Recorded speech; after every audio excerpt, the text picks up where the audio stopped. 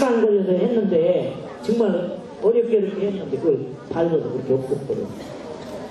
그런데 너무너무 억울한데 선생님은 듣고 좀 꾸중하고 나는 분풀이 하고 싶은데 분풀이 그랬어요. 근데 그렇게 괴롭힌다고 어떤 아이는 새로 된 책받침에서 책 이렇게 노트에다 쓸 때 이렇게 글 쓸 때 밑에 장에 바뀌지 말라고 책받침 하잖아요. 근데 그때 얇은 새로 된 생철로 된 책받침 나왔었어요. 그걸로 그 모서리로 내 눈을 찔러가지고 얼마나 나르고 내가 그때부터 눈병을 앓기 시작해서 그때가 그 모서리로 눈을 찔러 3학년 때였는데 6학년 때까지 안 내려오고 다녔어요. 그렇게 괴롭히는 다녔어요. 근데 그렇게 아이들을 괴롭히는 사람은 나중에 굉장히 어른 되면 굉장히 후회해요. 나한테 미안해하고 아주 지금은 굉장히 나한테 잘해요. 실질적으로 괴롭히는 사람은 남을 괴롭혀서 즐거움을 얻는 사람은 정신적으로 장애인이에요. 진짜 전문 용어가 있어요. 그걸 사기증이라는 말이 있는데 영어로는 그 심리학자들 얘기하는 게 그 정신적으로 장애가 있는 사람이에요. 남을 괴롭히는 사람이에요. 이제 절대 여러분들 남 괴롭히는 우리 친구들이 있어서는 안 돼요. 친하게 장난하는 건 좋은데 심하게 무시하고 그 왕따 시킨다고 요즘 그렇게 하면 안 됩니다. 세상에는요 많은 사람들이 다 달라. 얼굴 쌍둥이도 자세히 보면 달라요. 얼굴 똑같은 사람이 없어.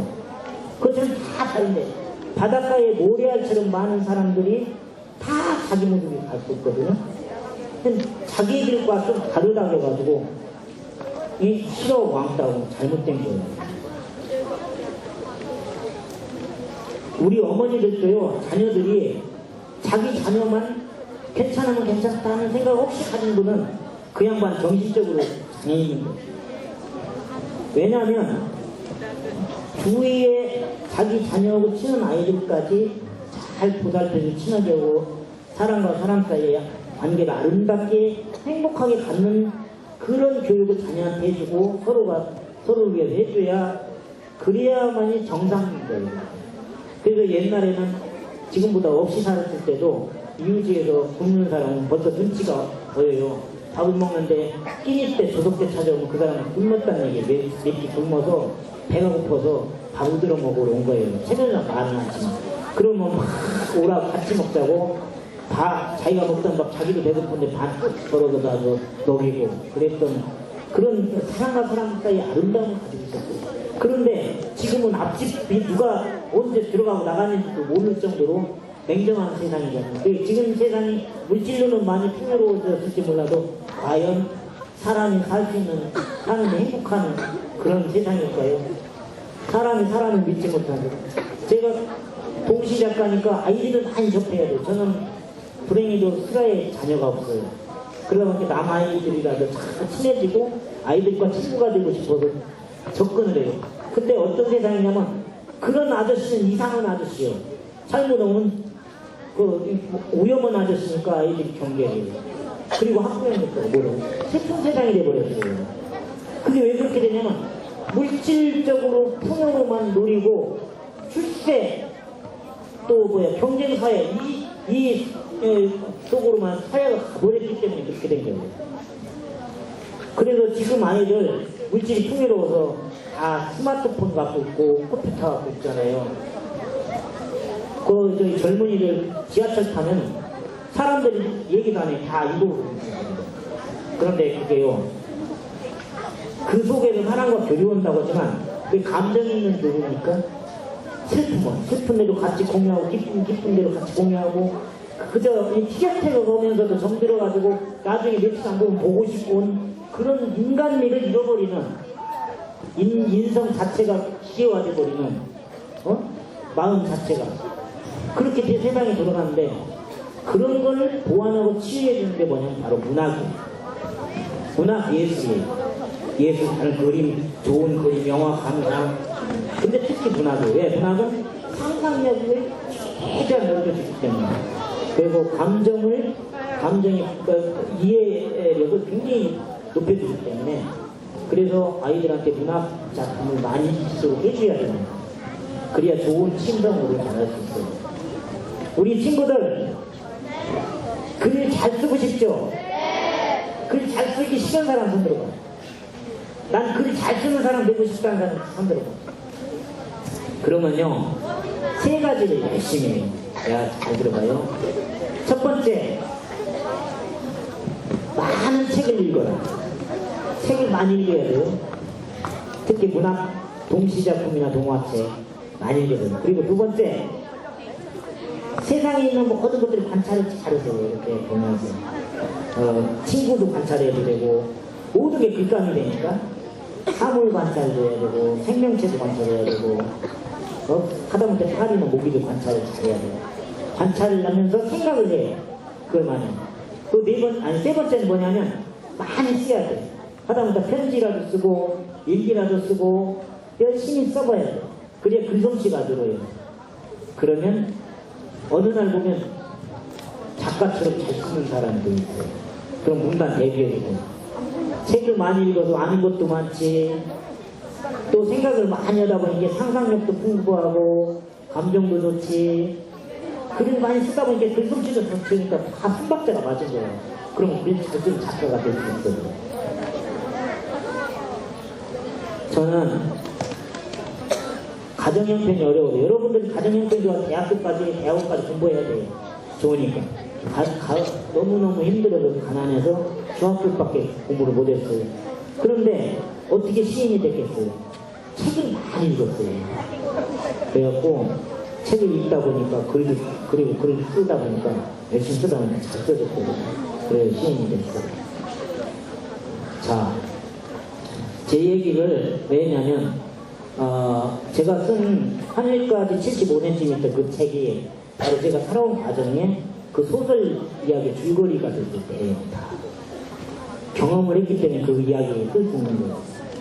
자기가 겪었기 때문에 잘 쓸 수 있는 거예요. 등창을 겪어봐야 등창한 사람 시점을 아는 거예요. 그렇잖아요? 배가 고파봐야 배고픈 사람 마음을 아는 거예요. 그 사정을 아는 거예요. 그래서 그 사람의 처지를 잘 써낼 수 있어요. 여러분들이 많은 걸 경험해야 돼요. 보고 듣고. 그 대신에 문학하면 어떻게 하냐? 모든 사람을 다 인정해요. 여기 아까 저기 3, 4학년한테 얘기해준 이야기 5손가락 이야기를 해볼게요. 5손가락이 다 똑같습니까? 손가락이? 다 생긴 다 다르죠? 그런데 이 5손가락이 어느 날 서로 자기가 잘났다고 다퉜대요. 엄지손가락이 야, 그래도 5손가락의 대표는 나야. 내가 최고야 이렇게 세우니까 내가 대표 아니니?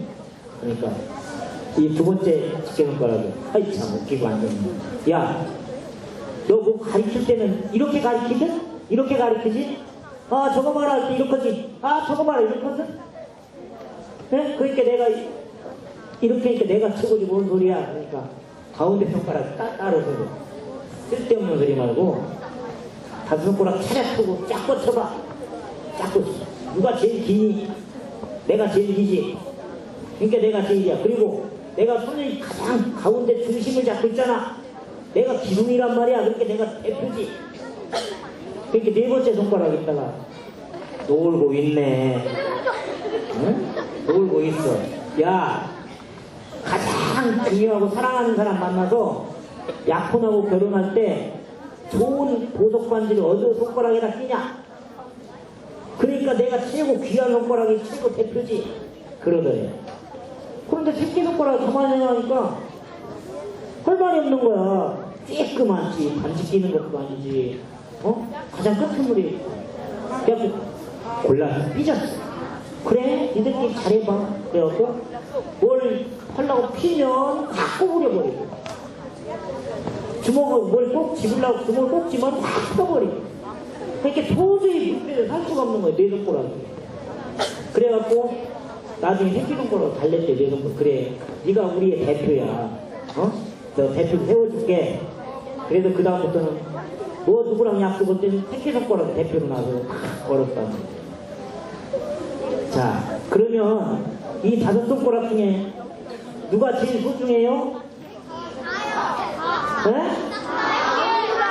5손가락 다 소중하죠. 소중하지 않은 게 없어요. 5손가락 다 소중해요.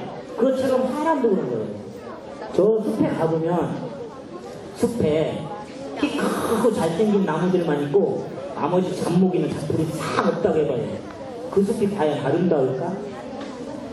아마 그 키 크고 잘난 나무들도 얼마 후면 말라 죽을 거예요. 비 오면 금방 씻겨내다가 습기가 없어서. 또 벌레가 와서 먹으면 벌레에 먹혀서도 죽을 거예요. 왜냐하면 작은 새들이 살 수 없어서 벌레 잡아먹을 수 있는 게 없기 때문에. 여러분, 독수리나 무슨 매 이런 게 작은 벌레 잡아먹지 않아요. 작은 새들이 벌레를 잡아먹죠. 근데 그 작은 새들은 큰 나무 숲에서는 살지 못해. 독수리나 그 맹금류들한테 쫓겨서 잡풀 잡목들이 있어야 그 속에 들어가서 공기도 쓰고 거기다 알도 낳고 살 수 있는 거예요. 맹금류를 피해서, 그 독수리 같은 걸 피해서.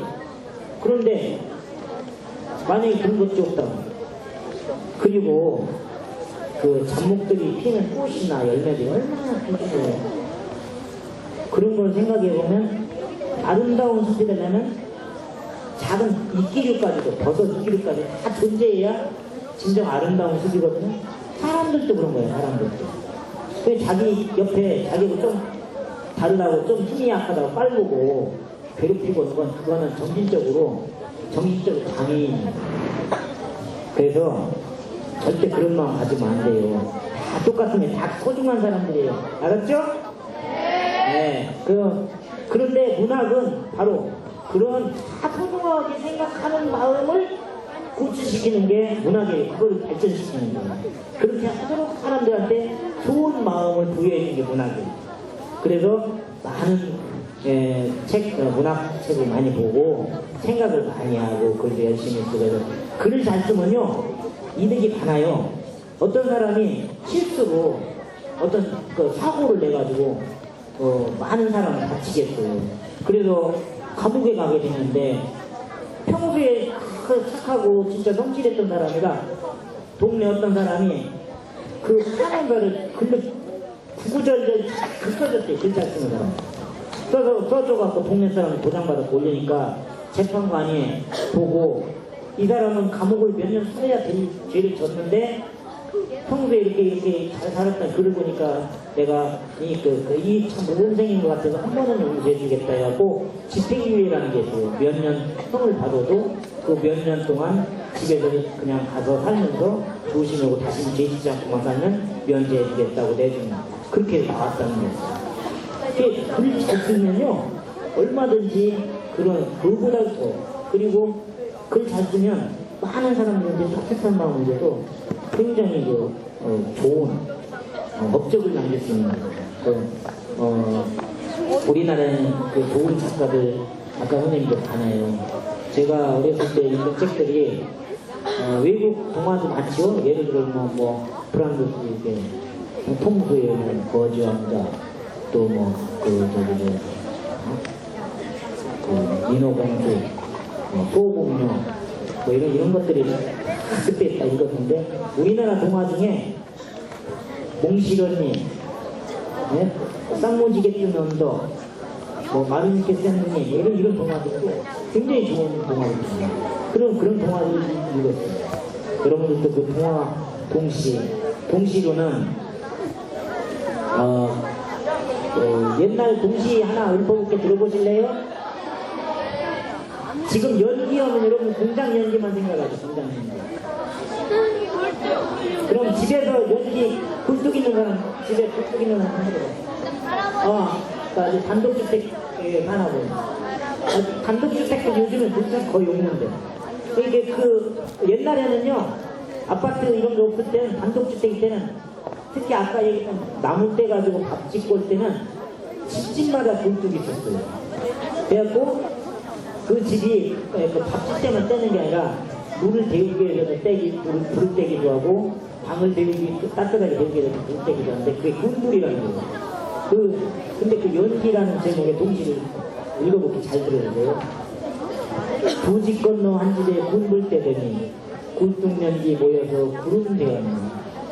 마른 나무 연기 하얀 연기는 새옷 입고 올라가 흰 구름 되고 젖은 나무 연기 검은 연기는 헌옷 입고 올라가 녹구름 되고 흰 구름 먹구름 한데 어울려 오늘 밤 눈이 돼 레이로레로 바람 따라 저는 떼지어 옛날에 그 굴뚝에서 연기 나온 게 그게 다 구름 같은 게 검은 연기 진짜로 젖은 나무 뗄 때 시커먼 연기가 많이 나와요. 바싹 마른 나무 뗄 때는 연기가 하얘요. 실제로 그래요. 근데 그 구름 올라가서 구름 되는 거 같잖아요. 구름이 연기가 없다는 거. 그때 당시에 옛날에 어린 그 동심으로 쓴 어린 마음으로 쓴 시. 근데 거기에는 새옷과 헌옷이라고 좀 가난하거나 그 부자거나 또 하얀 연기 검은 연기는 흰둥이나 검둥이나 한데 어울려서 재라는 게 뭐예요? 재는 고개라는 얘기예요. 고개. 하나는 산고개. 옛날에 산고개를 다들 지금은 골뚝 뚫고 저희 골뚝 보잖아. 터널 뚫고 차로 날아다니지만 옛날에는 고갯길 막 올라가서 이렇게 넘어다니는 그 재는 고생스러운 고비라고 생각하는 거예요. 그 고생스러운 고비를 함께 넘어간다는 그래도 하얀 눈이 내린 새로운 세상을 만날 수 있다라는 그런 아주 귀한 뜻을 가진 동시예요. 그렇게 아름다운 동시를 부여해주고 애썼던 말이 문학입니다. 여기까지만 하고 여러분들 시간이 넘은 것 같아요. 그래서 여기서 자르고 질문을 몇 분만 받겠어요. 질문하실 분. 거기 하얀 책도 거기. 아니 안 되니까 와서 선생님한테 여기 거기 지금 질문할 사람이 나오세요. 그래 이리 나와서 앞으로 나와. 여기 교감 선생님한테 와서 질문을 얘기해.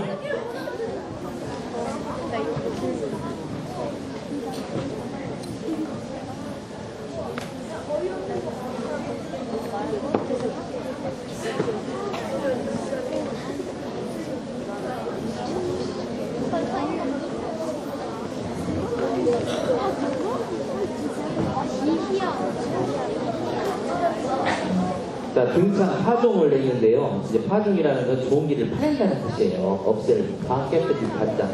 그리고 나서 그 뒤에 어떻게 완치되고 이런 것을 궁금해합니다. 예. 아까 얘기했는데 파종이라는 건 종기를 따서 구름을 짜내고 치우는 걸 파종이라고 하는 거예요. 근데 아까 이렇게 구름을 다 짜내고 그 구멍에다 신지를 틀어박아서 받고 도약을 붙이고 그 신지를 하루에 한 번씩 빼고 갈아내면서 그 속에서 생활이 나올 때까지 그렇게 해서 치우는 거라고. 아까 얘기했는데 그 질문이에요? 그럼 그 질문 아니라는 뒤에 또 뭐가 나쁘는데 뭐 어떻게 됐냐고 그걸 말하는 뒤에 뭐가 또 났다고요? 새로 났다고요?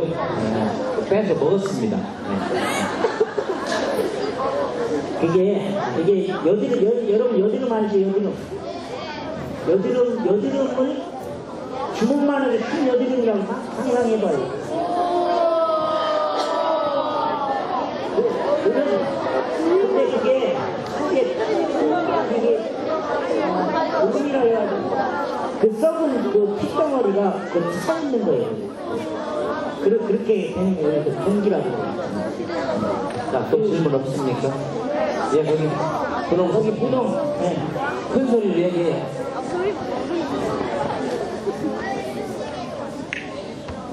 자, 글을 쓰게 된 계기가 어떻게 되는지 질문을 합니다. 글을 쓰게 된 계기요. 제가 그렇게 몸이 너무 아프고 아이들한테 왕따당하고 친구도 없고 울고 지내는데 어느 날 여러분들 지금도 그거 있나 모르겠어요. 특별활동 시간이라 해갖고 방과 말고 다른 순서별로 뭐 특기를 찾아보는 게 있어요. 네, 그거를 하는 시간이었는데 글짓기 반 선생님이 나한테 뭘 원고지 중에 글짓기를 해보라고 하더라고요. 교통안전에 대한 글짓기를. 그게 처음 했어요. 교통안전에 대한 글짓기인데 교통사고 나서 우리 동네 어떤 꼬마아이가 하나가 많이 다쳤거든요. 그 이야기를 써서 선생님한테 냈어요. 근데 그 선생님이 그걸 가지고 충청남도 경찰국에서는 교통안전에 대한 글짓기 공모에 응모를 했던가 봐요. 그게 은상을 받았어요, 은상을. 그러면서 은상 상품을 주고 상장을 주면서 나한테 너는 작가가 될 소질이 많다. 너는 앞으로 열심히 글 써서 작가가 되라. 그렇게 용기를 주셨어요. 그래서 그때부터 작가가 되기 위해서 선생님이 얘기했던 3가지 열심히 하라고. 책 많이 보고 관찰 많이 하고 생각 많이 해서 그리고 그 다음에 많이 써봐라. 그러면 작가가 된다. 3가지 많이 하게 돼서 그때부터 글 쓰는 걸 좋아하게 되고 나중에는 분단으로 시인이 됐습니다. 예, 한 사람만 질문을 받겠습니다. 요 앞에 노란색 옷입은 우리 여학생이네요. 농담이에요, 얼른.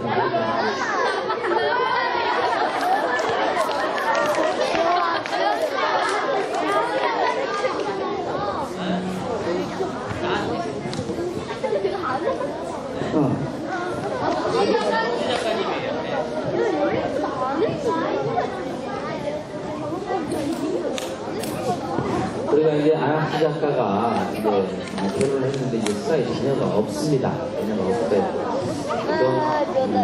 그 본심 속에 살지만 사실은 아이를 키워보지 않았기 때문에 좀 그런 늘 어린이들과 함께하고 어느 날 제가 보령에 갔더니요 그 학생들이랑 마당에서 공차기를 하고 있어요. 그러면서 제일 느린데 공을 쫓아내는데 한 번도 못 차는데도 공을 쫓아내는다 우리 안학수 작가. 그렇게 학생들과 이렇게 어린이들과 어울려서 지내는데 그 요즘처럼 그렇게 어린이들이 경계를 할 때 그 기분이 어떠신지 이제 어른을 경계를 해요. 우리 안학수 작가님은 어린이들과 놀고 싶은데 저 아저씨 이상한 아저씨하고 경계를 할 때 그런 기분을 말씀해 달라고 합니다. 놀고 싶은데 네. 놀고 싶은데 학생들이 경계를 해요. 네. 경계하죠. 네. 그런데 억지로 갈 수는 없죠. 경계하는데 그냥 자주 얼굴 보다가 어떤 때 이제 이렇게 너무 위험한 데서는 내가 걱정하는 말이에요. 그렇게 위험하면 큰일 나. 이렇게 얘기해주면 아저씨는 누군데 나한테 그런 말이에요. 의문을 갖는 친구가 있어요. 그러면 나는 뭐 하는 사람인데 이 동네 뭐 예를 들어서 여기 저 아파트 사는 사람인데 나도 어렸을 때 너처럼 잘못 위험하게 놀다 떨어져서 이렇게 몸이 이렇게 됐으니까 걱정돼서 하는 소리야 라고 얘기를 해주죠. 그럼 조금씩 나한테 경계를 풀어요. 그리고 이제 말을 몇 번 나누다 나중에는 같이 대화를 하고 어울릴 수 있게 되죠. 또 어떤 친구는 내가 이제 쓴 글을 보여주면 그 글을 본 다음부터는 나한테 친하게 하려고 하는 그런 친구들이 있습니다. 우리 어머님들 속에서 혹시 질문 있으신 분? 질문이 없는 것 같아요. 평상시에 학교 다닐 때 질문을 한 번도 안 해보셨기 때문에 그렇죠? 네, 농담입니다. 자, 우리 앉아요, 우리 어린이들. 자, 이제 우리 안학수 작가님 말씀을 모두 이렇게 들었습니다. 우리 감사의 박수. 감사합니다. 지루하게 제가 살아온 얘기를 하는 걸 잘 참고 들어준다고 고생했습니다. 고맙습니다. 자, 우리 어린이들 앉아있고요. 앉아있어요. 자, 우리 안학수 작가님께서 아까 그 말씀을 해주셨어요. 나보다 내가 볼 때 가까운 사람을 해하는 것이 더 큰 죄다. 그리고 그래서 나를 해하는 것이 가장 큰 죄다. 이런 얘기를 했어요. 나를 사랑하는 사람이 죄다. 이런 주제로 정리를 할 수가 있을 것 같아요. 우리 안학수 작가님은요, 항상 이렇게 조그맣고, 생각하는 것도 참 유치할 때도 있고 그런데 항상 뒤집어보면 큰 생각을 갖고 있습니다. 하지만 우리는 늘 곁에서요, 별명을 불러드립니다. 뭐라고 부르냐면요, 아동이라고 불러요. 아동.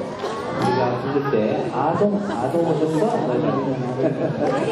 예, 고맙습니다, 작가님. 예. 한마디만 더 하고 갈게요.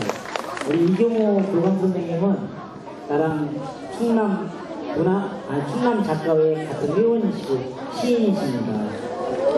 아직 책은 안 내셨지만 그 책 내실 준비 단계에 계십니다. 네, 여러분들 오십시오. 시간 것이 나눠드리겠습니다. 45년 뒤에 이렇게 준비해서 나눠드리겠습니다.